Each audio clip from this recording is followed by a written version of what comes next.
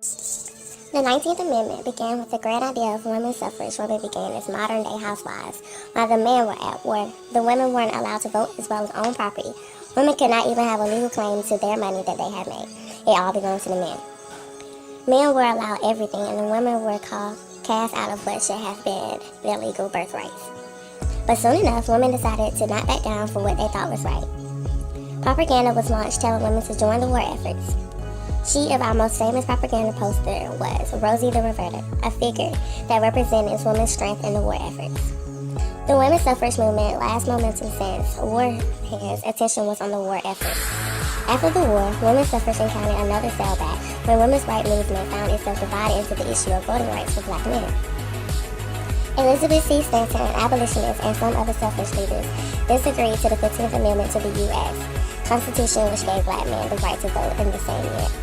Abolitionists Langston Hughes and Henry Black were leader of the American Women's Suffrage Association, AWSA. The group's leaders supported the 15th Amendment but feared it wouldn't pass if it included voting rights for women.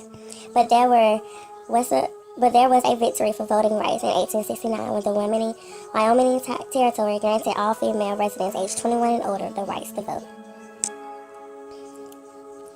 Before the 19th Amendment took place, female citizens did have the same equal right as men, including the right to vote.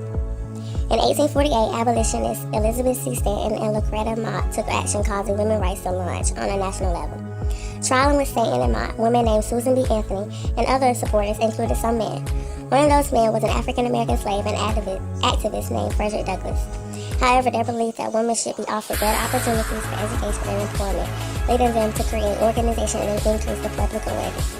For instance, members that led by Stanton, who produced a Declaration of Sentiments document of the Declaration of Independence, took a role into the government's decision to grant voting rights to women. Finally becoming successful after a 70-year battle, on August 18, 1920, the 19th Amendment to the U.S. Constitution granted American women the right to vote.